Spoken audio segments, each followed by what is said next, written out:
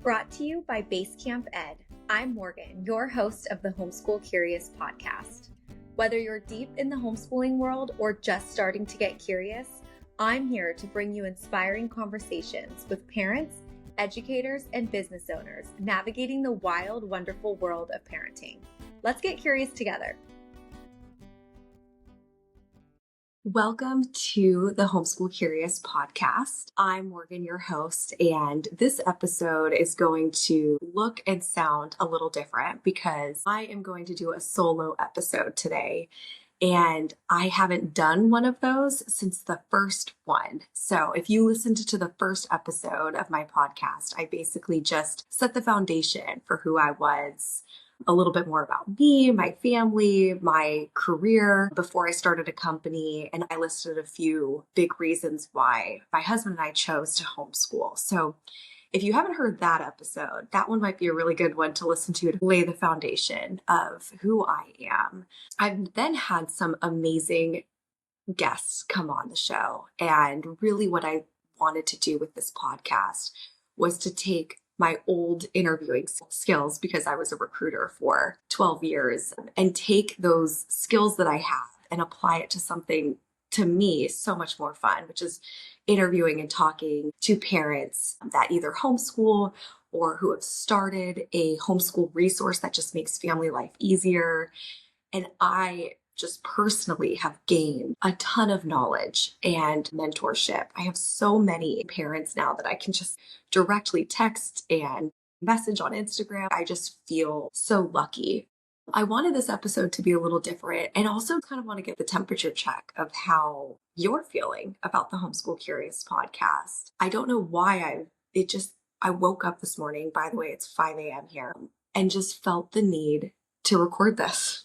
But if you did listen to that first episode about me and my family, I did leave out a pretty big detail that I wanted to just kind of talk about today, which is that we have actually been living in India for the past 2 years. So if you've listened to any of the previous conversations, I either avoided talking about where I lived, or I would just say Virginia, because that's our home base. It's where my husband and I bought our first house. Anytime we are back in the United States, it's where headquarters is for his job. And, for tax purposes and home of record, Virginia is where we live. And so I always just said that. And I never wanted to come across as I was lying. It was more that I just didn't want where I lived to supersede anything about me starting Basecamp Ed or this podcast. And I feel like as soon as I jump on a call with anybody for work related, and they ask where I'm from, not where I'm from, but where I live, and I say India, it then just overpowers the conversation. Like, oh my gosh, how is it living there? And I just never wanted that to be my image for Basecamp Ed. Obviously, on my personal Instagram and with my own friends and family, I'm not a huge post every day type of person on social media, but I keep our friends and family in the loop about how it's been living in India. But I never wanted that to be what I was known for on the Basecamp Ed and the podcast side. But as I record this, it's our last day in India. We've been here for 2 years. I don't know, I woke up and I was like, I feel like I'll regret not recording one episode of me talking about it while I'm in India, because tomorrow I get on an airplane and I fly home, and this 2-year adventure will have come to an end. And it's so weird. I don't know why I'm getting emotional about this, because literally I have been so excited to leave. I'm so ready to get home and be with my family. My husband, when I first met him, which if you already listened to the first episode, sorry, this is repeat, was in the Marine Corps. And so we kind of just moved around in the United States every 2 to 3 years. But he always knew that he wanted to work overseas with his family, not just deployments, but like live and give our children an immersive cultural experience. It's what he knows. His whole first 15 years of his life, he spent living overseas in primarily Southeast Asia. His first 6 years was in Pakistan, and he's moved to Thailand and Singapore and Kuala Lumpur. So that's the experience that he had growing up. And literally on our first date, he said, I want that for my children. 10, 11 years ago, before I had kids, and I was like, yeah, that sounds amazing. And so we are living that. And he started the State Department knowing that he could bring his family overseas. So we started only a couple of years ago. COVID kind of slowed things down a little bit. But yeah, so we had our third baby boy in August of 2023. He got a couple month paternity leave, which we spent that leave in San Diego with my mom and dad because we wanted to rent out our house in Virginia, make sure everything was good before we left for India, and just be closer to home. His parents are an hour flight away from San Diego. So we spent 3 months with all three of our boys with a newborn hanging out with my parents and his parents before we left for this adventure of moving to Mumbai. So I don't think I mentioned that. We're in Mumbai.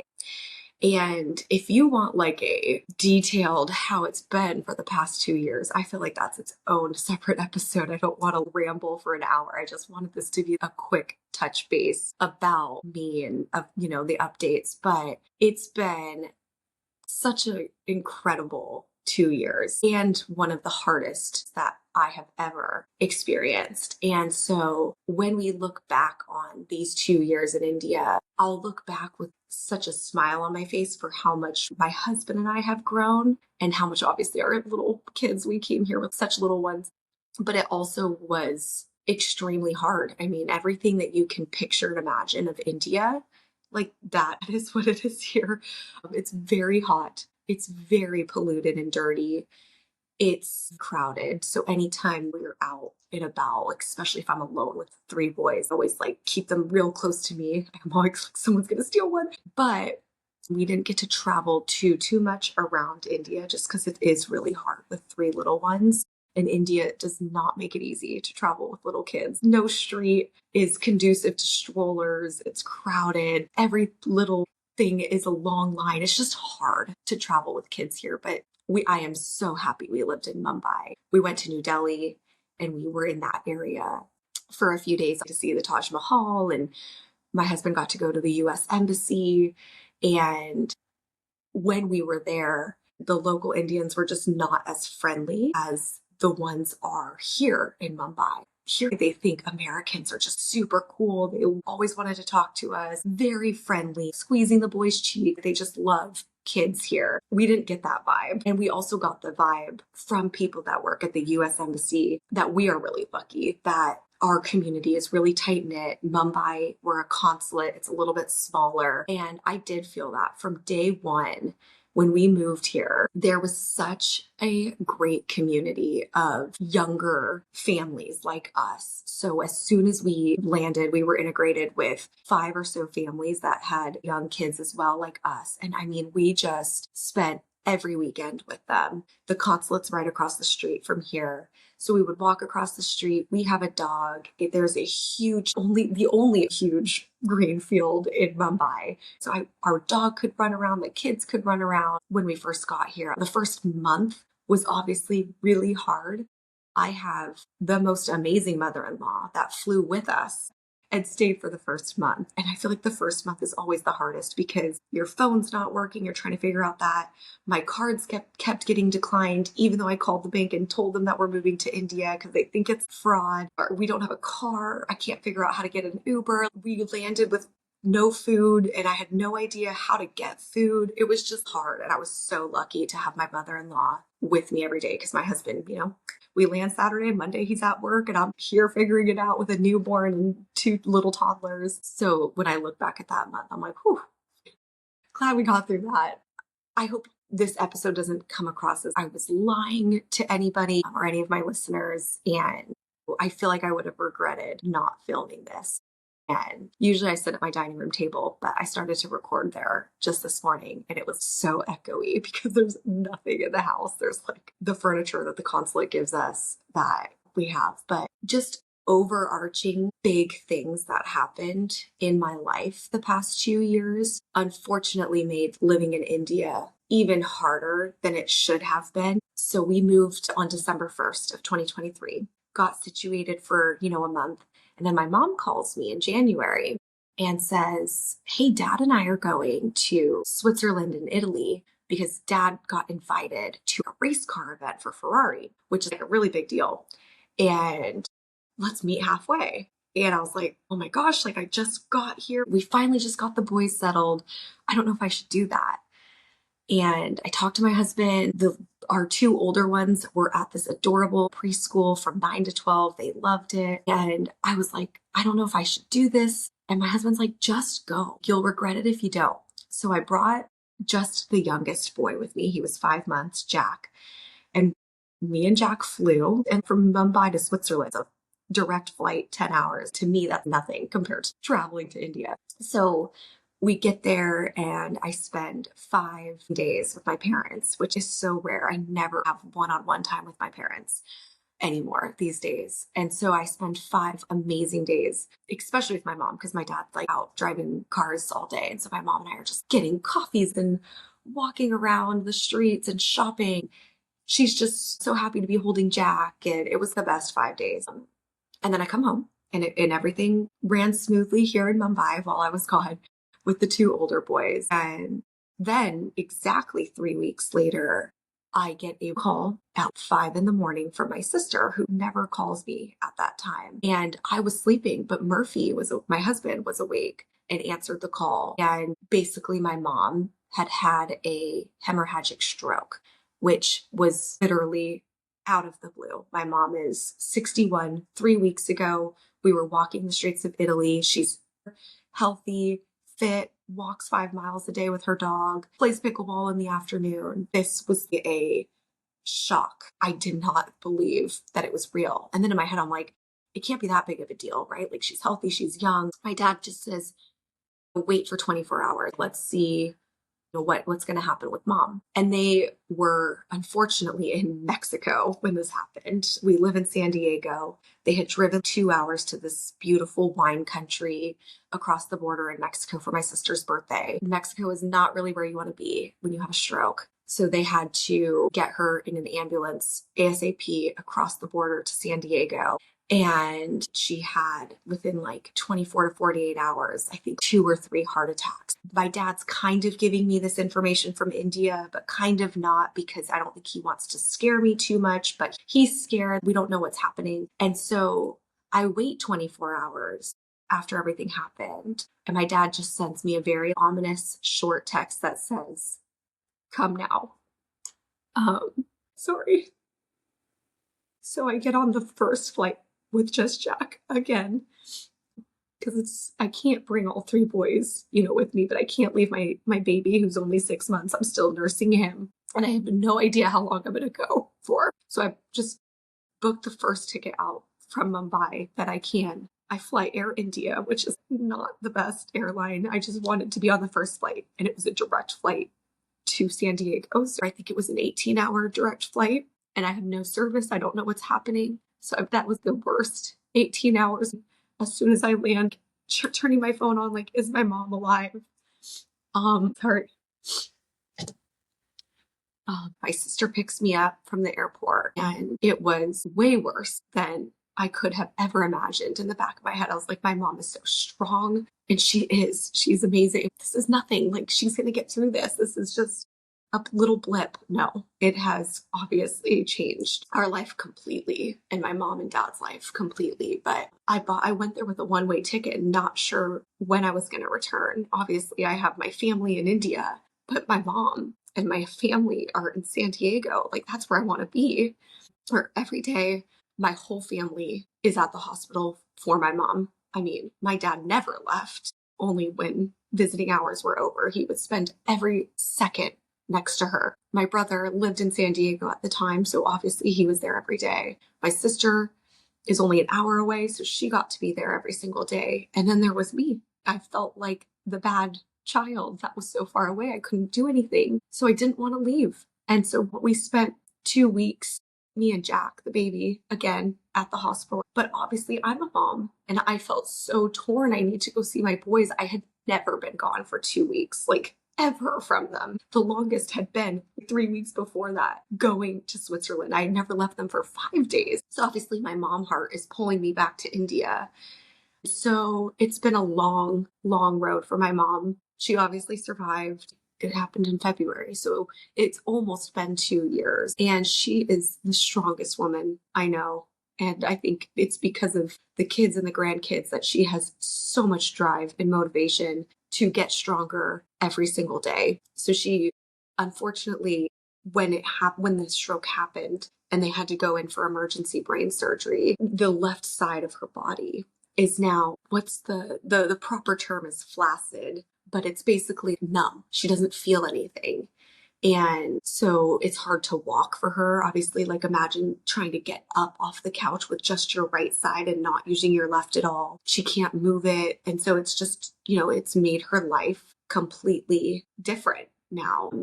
And she goes to PT every single day. My dad like cracks that whip on her and she's just so strong. I mean, I've always been really close to my mom. I've always looked up to her as a role model, and this even more so. I'm like, you are so strong. You will do and fight for everything for your family.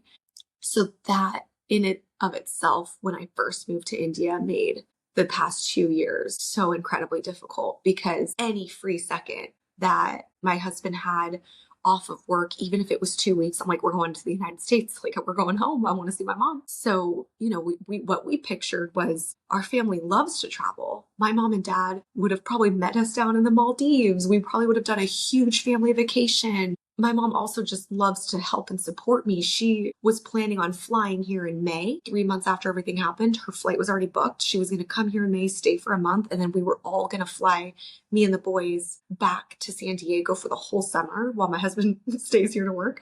And I did that each summer. But she never got to come here, which that breaks her heart that she didn't get to see how I was living in India. Any free second I had, I was back in the United States, instead of seeing other parts of the world, which was definitely part of the plan. When we were here in India, we would have loved to go to Nepal and the Maldives and Sri Lanka. We did do Dubai. My husband and I were like, let's just splurge. We need a family, our little family, a family vacation. And we did Dubai. And the boys still talk about how amazing that experience was. But we didn't get to do as much as we thought we would because family comes first. And if I have, a week or two, I'm going to be with them. Another big piece that happened was I was on maternity leave when we moved here, and I worked for a very global company in DC. I talked to people in India every single day. So I was like, this is amazing. I'm going to get to keep my job as a recruiter and do it from here. And my work basically fired me. There were a lot of spouses that did work from home that worked East Coast hours, and it's doable. You work like 4 or 5 p.m. up until like midnight or 2, kind of depended on what their schedule was. And I was like, I could do that. I could spend the day with my boys and work at night. My husband gets home or he takes the afternoon shift and I start work. I was like, that would be amazing. And as soon as I got here, they fired me, told me that wasn't going to work, even though my home of record was Virginia. I didn't have to tell them that I was in India. From every single thing that you would gather, it would look like I'm in Virginia. But anyway, I was really bummed. But the idea of Base Camp Ed and what I have started basically was always in the back of my mind. But I was working full time. And so when I got fired, my husband was like, this is your chance. All the stars are aligning. This is what you need to be doing. If you heard in my first episode on the podcast, my mom and I did the same thing. We both recruited, and she owned her own company. She had some pretty big contracts. So when everything happened with her, one of her bigger contracts reached out to me, and he knew that I was living in India. He didn't care. And so I actually worked part-time as a recruiter for him. And the other part of the time was me dedicating starting Base Camp Ed. I found a company here in India to help develop the app for me, because obviously I'm not technical. It took a year for them to develop the app. I just focused on still recruiting part-time. I still got to do what I loved. I did calls once a week with the IT team, figuring out details about the app. And then as soon as the app was ready, I basically stopped the recruiting contract because I wanted all of my focus to be on Base Camp Ed. So I feel like everything kind of happens for a reason. I'm really sad that my 12-year recruiting career kind of came to an end in a not so great way. But I'm here now as a entrepreneur, starting my own business, starting my own podcast. I feel so lucky, you know? So I don't want to ramble. It's already been like 20 minutes. I should probably cut it. But if you want a full detailed episode of 2 years of living in India, I could do photos, memories, our day-to-day life. I am more than happy to do that. But I just had to, before we left this apartment, do final recording here. So I'm almost 33 weeks pregnant right now. So we need to leave India. You cannot be traveling more than that. I have an OB lined up in San Diego. I get to spend the next 3 months with my mom and dad, and my in-laws will come so much because they only live an hour flight away. And we're going to spend 3 really intentional months together because my husband works crazy hours, is so busy all the time. So we're just so excited as a family to be back in the United States with our own family and just truly focus on the boys, the 4 boys that we're going to have, and be with my mom and be with my sister. So I hope that no one feels lied to or deceived. It was just a detail I wanted to leave out because I didn't want it to be my whole identity. And I hope you understand that. But let me know what you think of these solo episodes, because I always thought that this podcast would be only strictly interviews. But even though I'm not an expert in homeschooling at all, I still have a lot of advice how to travel with kids. I've traveled back to the United States twice with my 3 boys by myself. So if you have any questions, I'm your girl. It took 30 hours. The more recent one in July this summer, I was 11 weeks pregnant too with this boy as I flew home with the 3 boys. So I'm not going to start a travel podcast, but if you have any questions, I could answer them for you. But anyway, let me know what you guys think. And until next week. This has been a production of the Ultimate Homeschool Podcast Network. If you made it all the way to the end, you are amazing. Thank you for listening and your support. Let's stay connected, and here are my tasks for you. Subscribe, like, and share on your favorite podcast app or on my website, basecamped.com. Follow me on Instagram and Facebook at basecamped.app, and go download Basecamp if you haven't already. Leave a comment and spread the love.